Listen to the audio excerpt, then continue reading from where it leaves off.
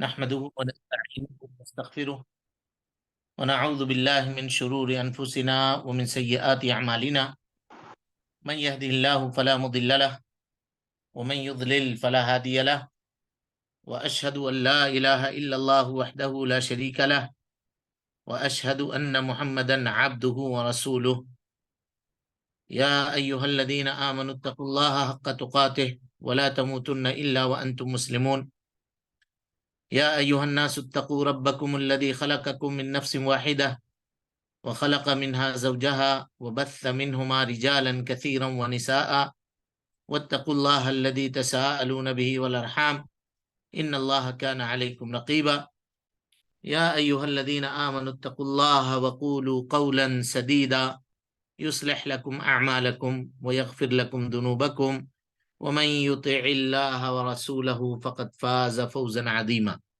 أما بعد فإن خير الحديث كتاب الله وخير الهدي هدي محمد صلى الله عليه وسلم وشر الأمور محدثاتها وكل محدثة بدعة وكل بدعة ضلالة وكل ضلالة في النار. محترم حاضرین، سامعین و سامعات، معہد السلام کے جانب سے منعقد کی گئی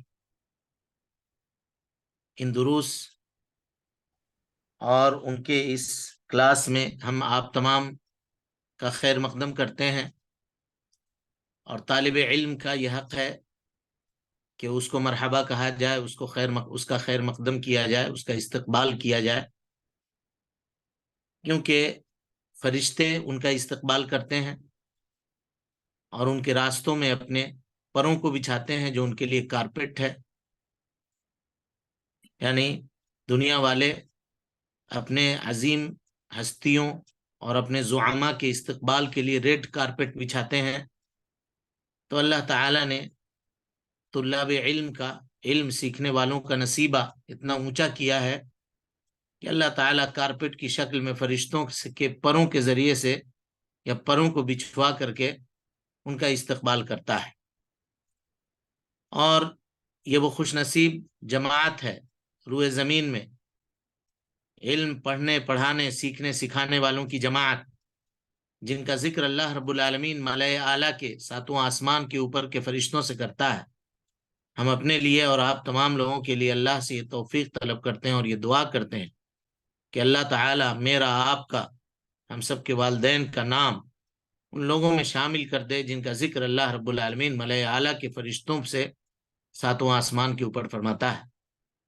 اور اللہ تعالیٰ ہم سب کی ان کاوشوں کو، ان کوششوں کو قبول فرمائے، اور اس طرح سے اللہ تعالیٰ راضی ہو جائے کہ جب ہم کل قیامت میں یا مرنے کے بعد جب اللہ سے ہماری ملاقات ہو تو اللہ ہم سے راضی ہو، ہم اللہ سے راضی ہو جائیں، اور اللہ رب العالمین اپنی ثواب، اپنی جنت کا حقدار اور مستحق بنائے کہ ہم اللہ کے سامنے صدق دل سے اور خلوص نیت سے اس بات کا اعلان کرتے ہیں کہ اللہ، تجھ سے محبت کرتے ہیں، ہم تیری توحید سے محبت کرتے ہیں، تیرے اسماء و صفات سے محبت کرتے ہیں، اور اس محبت کا تقاضا یہ ہے کہ اپنے اوقات کو ترک کر کے ہم اس کا علم سیکھنے کے لیے اللہ رب العالمین یہاں جمع اور اکٹھا ہیں. اللہ تعالی ہم سب کے اس اکٹھا ہونا اور ہونے کو اور جمع ہونے کو قبول فرما لے، اور آخرت میں اللہ رب العالمین ہم سب کی مغفرت کر دے، ہم سب کے والدین کی مغفرت کر دے قبر کی عذاب سے، اور اللہ تعالی دوسری ہولناکیوں سے ہم سب کو اس علم کی بدولت محفوظ فرما دے. اپنے توفیق کے بدولت اللہ رب العالمین ہم سب کو نجات پانے والا، کامیاب ہونے والے لوگوں میں ہم سب کا شمار فرما لے. آمین یا رب العالمین. علم توحید، جس کا ایک پارٹ آپ اس کلاس میں پڑھیں گے، یقیناً یہ علم تمام علوم کے اندر سب سے عالی مرتبت، بلند مقام اور جلیل القدر علم ہے. جی پلیز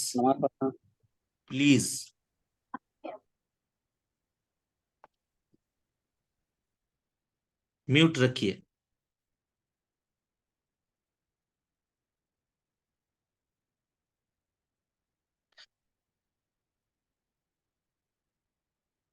کیونکہ اس علم کے ذریعے سے ہم اللہ تعالی، اس کے اسماء اور صفات اور بندوں پر اللہ رب العالمین کے حقوق اور اس کے پہچان یعنی حقوق کو جاننا، ہمارے اوپر اللہ تعالی کے کیا حقوق ہیں ان کو جاننا، ہم اسی علم کے ذریعے سے جان سکتے ہیں، سیکھ سکتے ہیں۔ اور اللہ رب العالمین تک پہنچنے کے راستے کی جو چابی ہے، ہاں، وہ یہی علم ہے جی، علم توحید، اور یہی تمام شریعتوں کی بنیاد ہے۔ جتنی شریعتیں دنیا میں اللہ کی آئی ہیں نا، جتنی بھی شریعتیں، تمام شریعتوں کی جو بنیادی، یا آپ ایسنس کہیے گا، نچوڑ جن کو آپ کہہ سکتے ہیں، ہاں، وہ یہی ہے، یہی توحید۔ نبی صلی اللہ علیہ وسلم نے فرمایا الانبیاء اخوۃ لعلات، انبیاء آپس میں سوکنوں کے بیٹوں کی طرح سے ہیں۔ سوکنوں کے بیٹوں میں ہوتا کیا ہے؟ مائیں مختلف ہوتی ہیں لیکن باپ ایک ہوتا ہے۔ تو کہا امہاتہم شتیٰ، ان کی مائیں مختلف ہیں، یعنی شریعت مختلف ہے۔ ہو سکتا ہے نماز کا طریقہ کسی کے پاس کچھ رہا ہو، روزے کا طریقہ کسی کے پاس کچھ رہا ہو، زکوٰۃ کا طریقہ کسی کے پاس کچھ رہا ہو، کسی نبی کی شریعت میں کچھ رہا ہو، لیکن توحید جو ہے، حضرت آدم علیہ الصلوۃ والسلام سے لے کر کے جناب محمد رسول اللہ صلی اللہ علیہ وسلم جو آخری نبی اور رسول ہیں، سب کا ایک ہی ہے۔ اس میں کوئی تبدیلی کسی زمانے میں نہیں ہوئی ہے، کسی زمانے میں۔ یعنی ہر نبی اپنی امت کو ایک اللہ کی عبادت کی دعوت دیتا تھا۔ وَلَقَدْ بَعَثْنَا فِي كُلِّ أُمَّةٍ رَسُولًا أَنِ اعْبُدُوا اللَّهَ وَاجْتَنِبُوا الطَّاغُوتَ، اور ہر نبی اپنے زمانے میں واجب الاتباع ہوا کرتا تھا۔ سمجھ رہے ہیں؟ نبی کی اتباع کیے بغیر، توحید کے اوپر عمل کیے بغیر نجات کسی زمانے میں نہیں رہی ہے، کسی زمانے میں نہیں رہی ہے۔ اسی لیے یہ توحید جو ہے نا، یہ تمام شریعتوں کی بنیاد ہے۔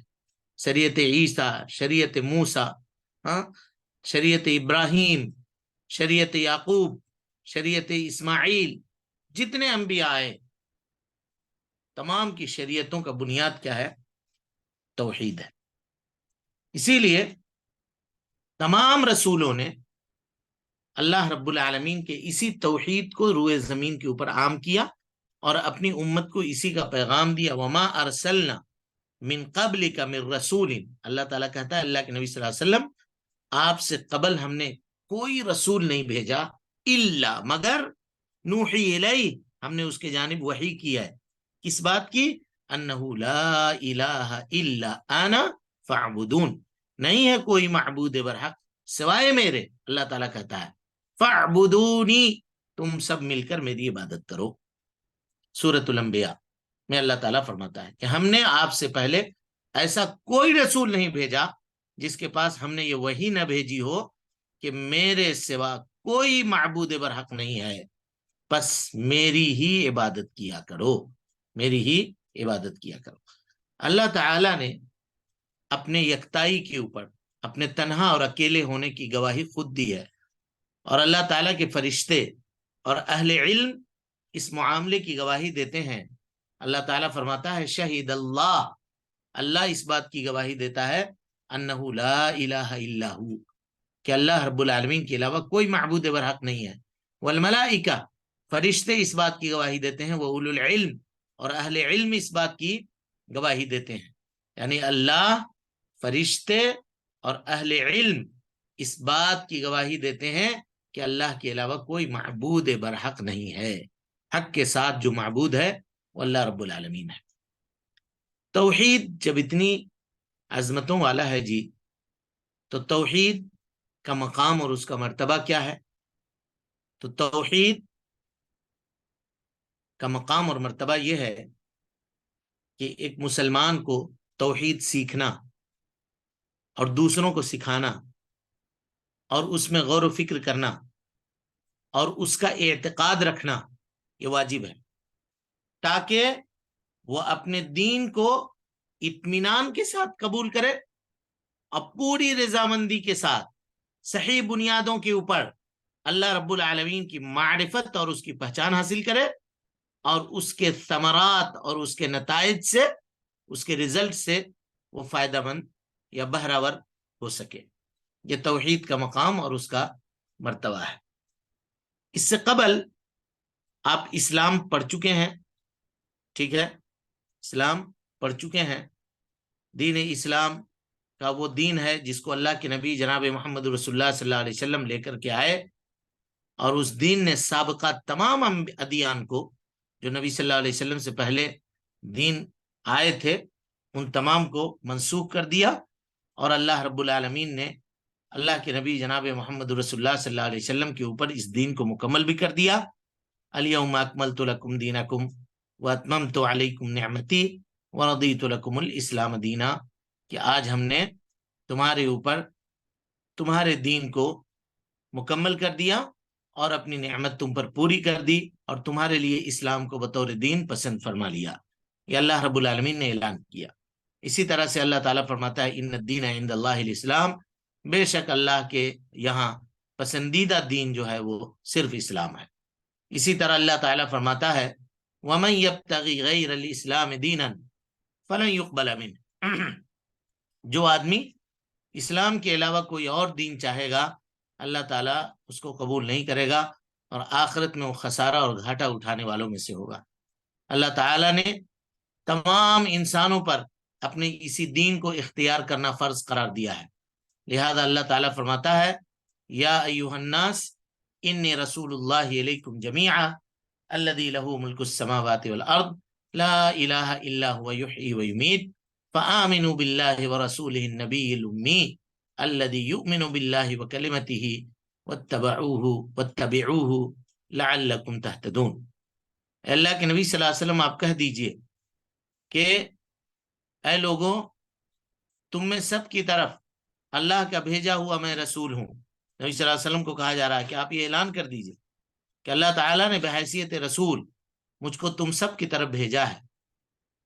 اس نے جو آسمان و زمین کا مالک اور بادشاہ ہے، اس کے سوا کوئی معبود برحق نہیں ہے، وہی زندگی بخشتا ہے، وہی موت دیتا ہے، بس اللہ اور اس کے بھیجے ہوئے نبی امی پر ایمان لاؤ، اور اس کے تمام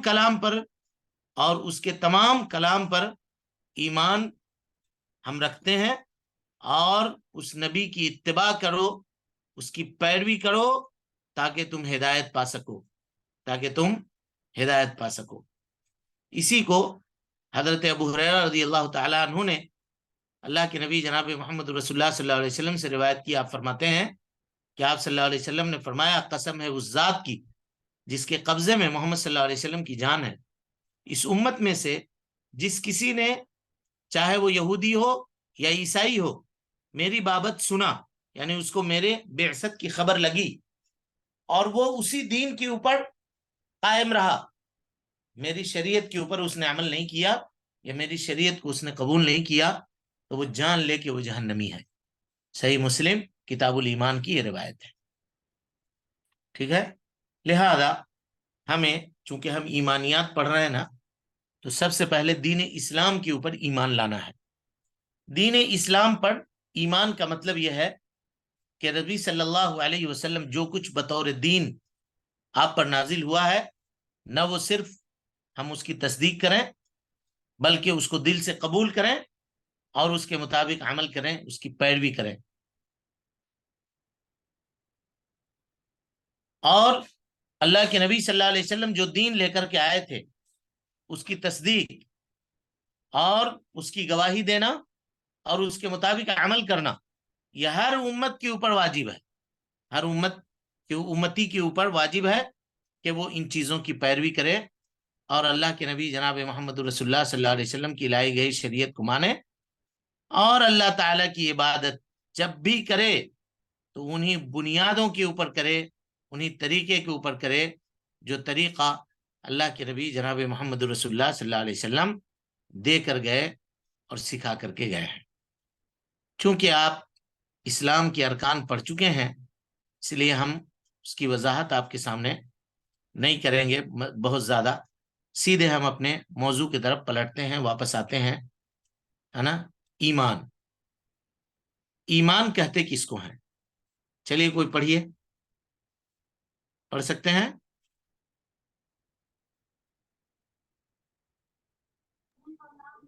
جی. ایمان کا معنی تصدیق کرنا، فرما بردار ہونا، اطمینان ہونا. غور سے سمجھیے، ایمان کے معنی کیا ہے جی؟ تصدیق. کیا ہے؟ تصدیق.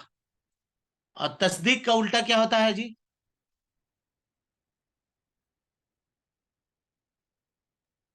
تکذیب. تکذیب. اور انکار. انکار. اور کفر کرنا، جھٹلانا. اور نافرمان. اعراض کرنا. شک کرنا بھی ہوتا ہے. عمل کرنا. شک کرنا بھی ہوتا ہے. ایمان کا معنی ہے تصدیق کرنا. ٹھیک ہے؟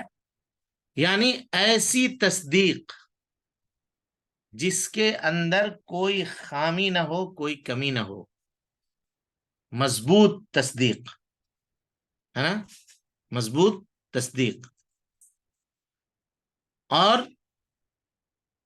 اس کا ایک معنی یہ ہے کہ جب ہم تصدیق کرتے ہیں کہ اللہ کے علاوہ کوئی معبود برحق نہیں ہے، تو ہم اللہ تعالیٰ کے فرما بردار ہوں گے. اللہ تعالیٰ نے جن کاموں کے کرنے کا حکم دیا ہے ان کاموں کو ہم کریں گے، اور جن کاموں کے کرنے سے منع فرمایا ہے ان کاموں سے ہم رک جائیں گے. اگر ایک آدمی یہ کہے کہ میاں میں اللہ کے اوپر ایمان لانے والا ہوں، لیکن وہ اللہ کی باتوں کو نہ مانے، اس کے رسول کی باتوں کو نہ مانے، تو اب کیا کہیے گا کہ وہ تصدیق کرنے والا ہوا؟ نہیں ہوا. اسی طریقے سے جس چیز کے اوپر وہ عمل کر رہا ہے اس کے اوپر اس کو پورا اطمینان ہونا چاہیے، پورا اطمینان ہونا چاہیے. کوئی شک شبہ کی بات آ گئی، پتہ نہیں یہ ہو سکتا ہے کہ نہیں ہو سکتا ہے، ہم لوگ تو کر رہے ہیں، پتہ نہیں صحیح ہے یا غلط ہے، اس طرح کی چیز بے اطمینانی کی کیفیت نہیں ہونی چاہیے، بلکہ آدمی پورے طور پر مطمئن ہو کر کے اور پورے طور پر اپنے دین کے اوپر یقین رکھ کر کے اس کے مطابق وہ عمل کرے. ٹھیک ہے؟ اگر تصدیق ہے جی، تو تصدیق میں کیا کمی اور بیسی ہو سکتی ہے؟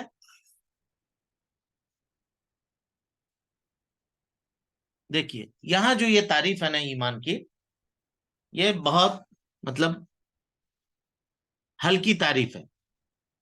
ٹھیک ہے؟ اس کو اتنا ہی رہنے دیجئے. اصطلاح جب آپ پڑھیے گا تو وہاں پر باتیں مزید واضح ہوگی. چلیے اصطلاحی معنی پڑھیے ایمان کا.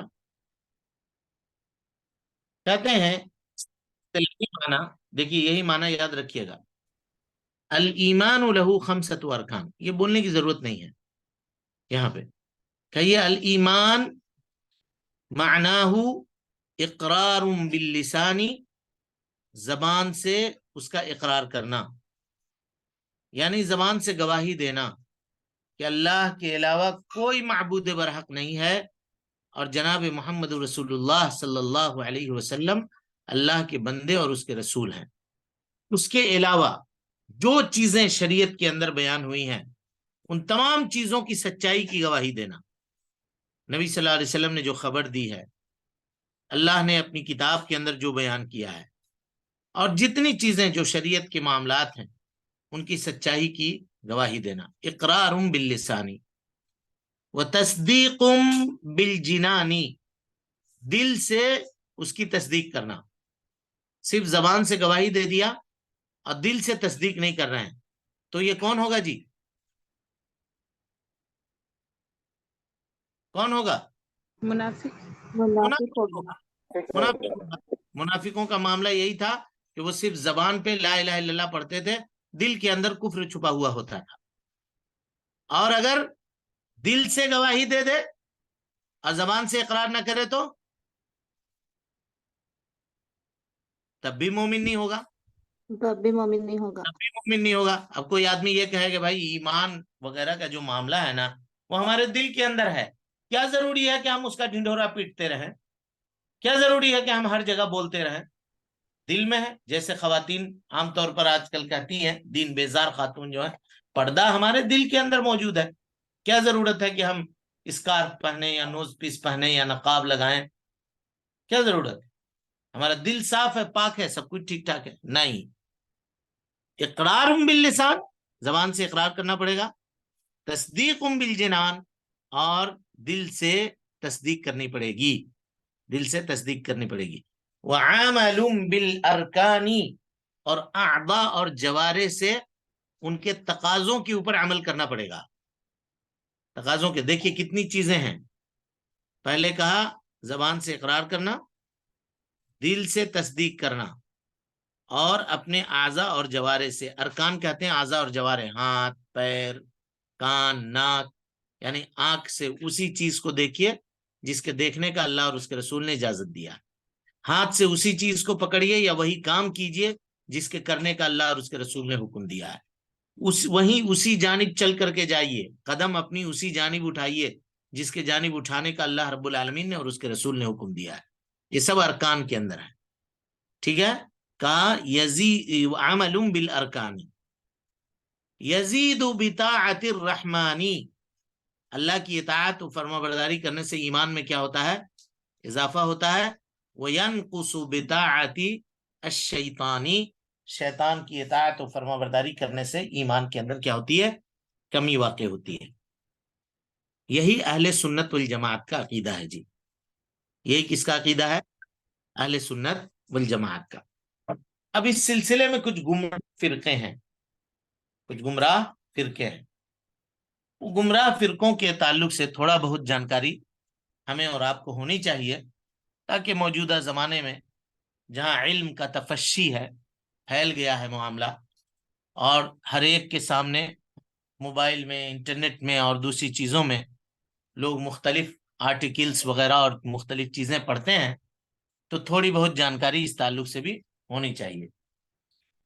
ایمان اللہ تعالیٰ کی اطاعت سے بڑھتا ہے، اور اللہ رب العالمین کی نافرمانی سے ایمان کے اندر کمی واقع ہوتی ہے. یہ عقیدہ کس کا ہے؟ اہل سنت والجماعت کا. کس کا عقیدہ ہے؟ اہل سنت والجماعت کا، اہل الحدیث کا. اہل سنت والجماعت اگر ہم کہیں گے تو اس سے مراد صحابہ کرام، سلف صالحین رضوان اللہ علیہم اجمعین، ان کا عقیدہ یہ مراد ہوگا. یہ نہیں جو آج کل اپنی مسجدوں کے باہر مسجد اہل سنت والجماعت لکھتے ہیں، وہ نہیں ہے اہل سنت والجماعت. لوگوں کو دھوکہ دینے کے لیے انہوں نے اپنا یہ لقب لگا کر کے رکھا ہوا ہے. بہرحال مطلب کیا ہے کہ ایمان کے اندر کمی ہوتی ہے اور زیادتی ہوتی ہے. اس عقیدے کے مقابلے میں مرجیہ ایک فرقہ ہے. مرجیہ، غور سے سمجھیے. اس کا کہنا یہ ہے کہ ایمان میں کمی بھی نہیں ہوتی ہے، ایمان میں زیادتی بھی نہیں ہوتی ہے. ایک مرتبہ اگر کوئی آدمی ایمان لے آیا، کلمہ لا الہ الا اللہ محمد رسول اللہ کا اگر وہ اقرار کر لیتا ہے، تو اب وہ چوری کرے، بدکاری کرے، سود خوری کرے، جتنی بھی نافرمانی کی چیزیں کرنا ہے وہ اگر کرے، تو وہ ایک دم کامل مومن رہتا ہے، اس کے ایمان میں کوئی کمی نہیں ہوتی ہے. کتنا خطرناک عقیدہ ہے یہ دیکھیے. پھر عمل کرنے کی ضرورت تھی کیا ہے؟ کہ صرف زبان سے تصدیق کر لو، اقرار کر لو. اور کچھ لوگ کہتے ہیں زبان سے اقرار کرنے کی ضرورت نہیں ہے، دل کے اندر ایمان ہے نا بس کافی ہے. یہ مرجیہ کا قول ہے. کس کا قول ہے؟ مرجیہ کا قول ہے کہ ایمان کے اندر کمی اور زیادتی نہیں ہوتی ہے. اس کے مقابلے میں ایک دوسرا فرقہ پیدا ہوا، وہ ہے خوارج. کیا ہے؟ خوارج. خوارج کا کہنا یہ ہے کہ اگر کوئی آدمی ایمان لائے، ایمان لانے کے بعد ایک کبیرہ گناہ کا بھی اگر اس نے ارتکاب کر دیا اور مر گیا، تو بغیر توبہ کے اس کی وفات ہو گئی، وہ مر گیا، تو اب وہ دائمی جہنمی ہوگا، کبھی بھی جہنم سے نہیں نکلے گا. یہ کس کا قول ہے؟ خوارج کا، جو مرجیہ کے مقابلے میں ہے. یعنی مرجیہ کہتے ہیں اگر ایمان لائے ہو تو ایمان کے بعد جتنا بھی گناہ کرنا ہے تم کرتے رہو، ایک دم ابو بکر و عمر کی طرح مسلمان رہو گے رضی اللہ عنہم اجمعین والعیاذ باللہ، ان کی طرح ایک دم مسلمان رہو گے، کوئی تمہارے ایمان میں خلل اور کمی نہیں ہوگی. یہ مرجیہ کا عقیدہ ہے. اور اسی میں کچھ لوگ ہیں مرجیت الفقہا، ہے نا، جو امام حنیفہ رحمۃ اللہ علیہ اور اس کے فالوورز ہیں. باتیں آپ کے سامنے تفصیل آئیں گی کہ امام صاحب کا عقیدہ بھی یہی ہے کہ ایمان میں کمی اور زیادتی نہیں ہوتی ہے. ایمان نام ہے تصدیق کا. وہ کہتے ہیں اگر تصدیق کے اندر کمی کرو گے تو وہ شک ہو جائے گا. غور سے سنیے، جو لوگ یہ کہتے ہیں کہ ایمان میں کمی اور زیادتی نہیں ہوتی ہے، وہ کہتے ہیں ایمان نام ہے تصدیق کا، اور اگر تصدیق کے اندر کمی کرو گے تو شک ہو جائے گا، اور اگر شک ہو جائے گا تو ایمان کہاں باقی رہا. مثال کے طور پہ ہم آپ سے پوچھیں کہ فلاں شخص کو آپ نے دیکھا ہے؟ کہاں ہم نے دیکھا ہے. کیا تم کو یقین ہے کہ تم نے اسی کو دیکھا ہے؟ کہا کہ نہیں بھائی، یقین سے تو نہیں کہہ سکتے ہیں، لیکن دیکھا ہے. تو آپ کیا کہیے گا؟ اس کا مطلب یہ ہے کہ تم کو شک ہے. یعنی یقین میں اگر کمی کر دے رہے ہیں تو شک ہو گیا. تو اللہ کے بارے میں اگر شک کرے کوئی آدمی تو ظاہر ہے وہ آدمی مومن نہیں ہوگا، تو اسی لیے وہ کہتے ہیں کہ ایمان میں کمی اور زیادتی نہیں ہوتی ہے. ایمان نام ہے ایک ٹھوس چیز کا. ایک مرتبہ ایمان لے آئے، بس اب دل کے اندر وہ بیٹھ گیا، اب اس میں کہیں کوئی کمی واقع ہونے والی نہیں ہے.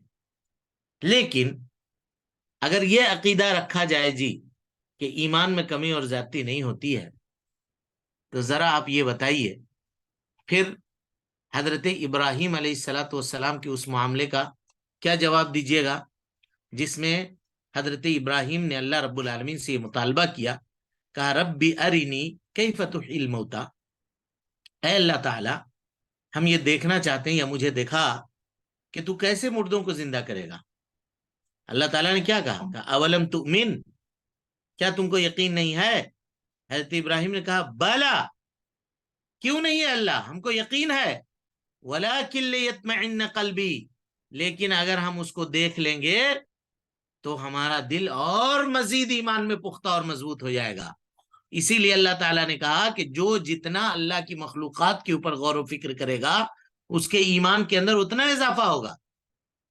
سمجھ میں آ رہی بات کہ نہیں آ رہی جی آپ کو؟ اس بات کو سمجھنے کے لیے یہ کہا جائے گا کہ یقین کے بھی درجات ہیں. یقین کے کیا ہیں؟ درجات ہیں. یقین ایک ٹھوس چیز نہیں ہے بلکہ اس کے بھی درجات ہیں. اس کی ایک مثال میں آپ کو دیتا ہوں. آپ اگر مجھ کو سچا سمجھتے ہیں تو میں اگر آپ سے یہ کہوں کہ اس وقت دنیا کی سب سے قیمتی عطر جو ہے وہ میرے پاس موجود ہے، ایک مثال دے رہا ہوں آپ کو، سب سے قیمتی خوشبو اس وقت میرے پاس موجود ہے. آپ اگر مجھے سچا سمجھتے ہیں تو میری یہ بات آپ یقین کریں گے یا نہیں کریں گے؟ بولیے. کریں گے جی استاد. اب اگر یہ بات میں نے کہا، ابھی آپ کو یقین ہے کہ چلو یہ آدمی سچا ہے اور سچ بول رہا ہوگا کہ اس کے پاس واقعی دنیا کی قیمتی اور بہترین خوشبو موجود ہوگی. چلیے ٹھیک ہے. تھوڑی دیر بعد میں نے جیب سے عطر کی وہ شیشی نکالی اور نکال کر کے آپ کو دکھایا، کہا کہ یہ دیکھو یہ ہے. تو ابھی جب میں نے کہا تھا صرف اس وقت کے یقین میں، اور جب آپ نے شیشی دیکھ لی اس وقت کے یقین میں کچھ فرق ہے یا نہیں ہے؟ جی ہے بالکل ہے. ہے جی ہے، دل سے یقین ہو گیا. اضافہ ہو گیا. ٹھیک. کسی ایک کو بلا کر کے، سامعین میں سے کسی ایک کو بلا کر کے ہم نے کیا کیا، اس کے ہاتھ کے اوپر وہ عطر لگا دی کہ یہ لو. اب اس نے اس کو سونگا، کہا واقعی آپ جو کہہ رہے تھے ایک دم 100% دنیا کی سب سے قیمتی خوشبو یہی ہے. تو اب بتائیے، جس وقت میں نے کہا تھا اس وقت کے یقین میں، جس وقت میں نے شیشی دکھلائی تھی اس وقت کے یقین میں، اور جس وقت میں نے اس کے ہاتھ میں وہ عطر لگا دی اس وقت کے یقین میں، فرق ہوگا یا نہیں ہوگا؟ بالکل ہوگا، بہت ہوگا. ہاں. تو پہلا والا جو یقین تھا کیا اس کو شک کہیں گے کیا؟ نہیں نہیں نہیں. اگر یہ معاملہ سمجھ میں آ گیا آپ کو تو آپ سمجھ جائیے گا کہ ایمان میں کمی اور زیادتی ہوتی ہے. ایک آدمی ایمان لایا اور وہ نیکیاں کر رہا ہے، اللہ تعالیٰ کی اطاعت و فرما برداری کر رہا ہے، ظاہر ہے جس قدر نیکیاں وہ کرتا چلا جائے گا اس کے ایمان کے اندر اضافہ ہوتا چلا جائے گا. ٹھیک ہے؟ اور ایک آدمی ایمان لایا اور گناہ پہ گناہ گناہ پہ گناہ گناہ پہ گناہ کرتا چلا جائے گا تو آپ سب کو معلوم ہے کہ بندہ جب گناہ پہ گناہ کرتا ہے تو اس کے دل میں کیا ہوتا ہے؟ سیاہ نقطہ پڑتا ہے. پڑھتے پڑھتے پڑھتے پڑھتے اس کا دل کیا ہوتا ہے؟ پورے طور پہ سیاہ ہو جاتا ہے، کلکوز مزخین، جس طریقے سے کوئی ایسا گھڑا ہو جس کو پلٹ کر کے رکھ دیا گیا ہو اور اس کے پیندی میں آپ پانی ڈالیں، گھڑا کو پلٹ کر کے بوتل کو الٹا کر کے رکھ دیں اور اس کے پیندی میں آپ پانی گراتے رہیں تو کیا وہ بوتل کے اندر پانی جائے گا؟ ہرگز نہیں جائے گا. تو ویسے ہی اس کا دل ہو جاتا ہے، اتنا سیاہ اور کالا پڑ جاتا ہے کہ اب اس کے بعد کوئی خیر کوئی شر کی تمیز اس کے اندر باقی نہیں رہتی ہے اور وہ آدمی بالکل جو ہے حق و باطل کو پہچاننے سے پورے طور پر محروم ہو جاتا ہے. تو اس سے پتا چلا کہ مرجیہ کا قول کیا ہے؟ غلط ہے. مرجیہ کا قول غلط ہے. اب اس کے مقابلے میں جو خوارج ہیں، خوارج کا قول بھی غلط ہے. وہ کیا ہے کہ اگر آدمی ایمان لائے اور ایمان لانے کے بعد اگر کبیرہ گناہ کا ارتکاب کرے تو وہ کافر ہے. کیوں؟ مرتکبین کبیرہ جو ہیں وہ کافر نہیں ہیں. کبیرہ گناہ کرنے والے اگر وہ توبہ کرتے ہیں تو اللہ تعالیٰ ان کے توبہ کو قبول کرتا ہے، اور اگر کوئی آدمی کبیرہ گناہ کر کے بغیر توبہ کے مر گیا تو اللہ تعالیٰ کی مشیت کے اوپر، اللہ کی چاہت کے اوپر مرا. اگر اللہ تعالیٰ چاہے گا تو اس کو عذاب دے گا، چاہے گا تو اس کو معاف کر دے گا. چاہے گا تو اس کو عذاب دے گا، چاہے گا تو اس کو معاف کر دے گا. ہم یہ کہنے والے کون ہوتے ہیں کہ کبیرہ گناہ کے ارتکاب کرنے والا دائمی جہنمی ہوگا. ہاں اگر وہ شرک کا ارتکاب کرتا ہے تو ظاہر سی بات ہے وہ کبھی بھی جہنم سے نہیں نکلے گا. انہو من یشرک باللہ فقد حرم اللہ علیہ الجنت ومأواہ النار وما للظالمین من انصار.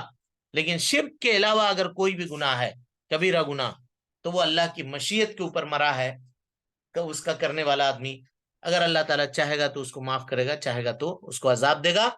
اور جتنا دن اس کو عذاب یا اس کی سزا جو ہے وہ کاٹنے کے بعد جہنم میں، اس کو ایک نہ ایک دن اللہ تعالیٰ اپنے فضل سے توحید کے بدولت جہنم سے نکال کر کے اس کو جنت میں داخل کرے گا. یہ اہل سنت والجماعت کا عقیدہ ہے. ان دونوں عقیدوں کو بیلنس کرنے کے لیے ایک دوسرا عقیدہ آیا جی، وہ عقیدہ ہے معتزلہ کا. تینوں فرقوں کو غور سے سمجھیے گا. معتزلہ کے لوگ کہتے ہیں کہ دیکھو بھائی، ایمان کے بعد اگر کوئی آدمی کبیرہ گناہ کا ارتکاب کرتا ہے نا تو نہ تو وہ مومن ہوتا ہے نہ کافر ہوتا ہے. نہ مومن ہوتا ہے نہ کافر ہوتا ہے. کہ کیا ہوتا ہے بھائی پھر؟ کا منزلتم بین المنزلتین، ایمان اور کفر کے درمیان وہ آدمی لٹکا ہوا ہوتا ہے. کہ اچھی بات ہے، چلو ایمان اور کفر کے درمیان لٹکا دیا تم نے اس کو، لیکن یہ بتاؤ کہ اگر مر گیا تو تب کہاں جائے گا؟ تو کہا اگر مر گیا تو جہنمی ہوگا. تو نتیجے کے اعتبار سے یہ عقیدہ کس کے ساتھ ہے؟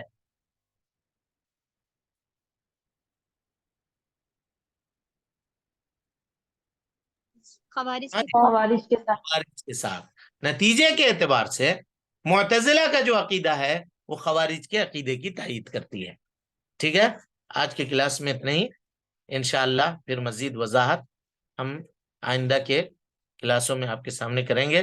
موضوع دلچسپ ہے ایمانیات کا. اب جب باتیں آپ کے سامنے آئیں گی، اللہ پر ایمان، اس کے رسول پر ایمان، اس کے فرشتوں پر ایمان، رسولوں کی، فرشتوں کی، ان کے اوصاف اور ان کی زندگی کے حالات ہم اختصار کے ساتھ آپ کے سامنے رکھنے کی کوشش کریں گے.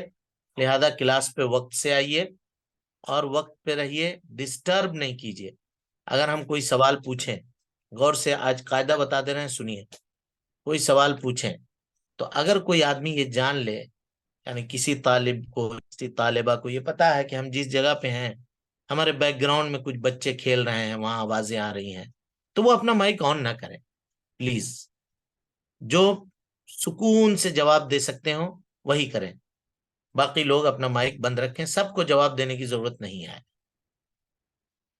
لیکن یہ نہایت مطلب برا لگتا ہے کہ آپ جواب بھی دے رہے ہیں اور آپ کے پیچھے کچھ آوازیں بھی آ رہی ہیں یا کوئی کچھ بول بھی رہا ہے۔ سارے لوگ اپنا میوٹ کر کے رکھیں اپنی آواز، جب ضرورت پڑے اگر آپ دیکھیں کہ نہیں ہم مامون ہیں، محفوظ ہیں، آواز نہیں میری جائے گی یا میرے علاوہ کسی اور کی آواز پیچھے سے نہیں آئے گی، تو ایسی صورت میں ہی آپ اپنا مائک آن کریں۔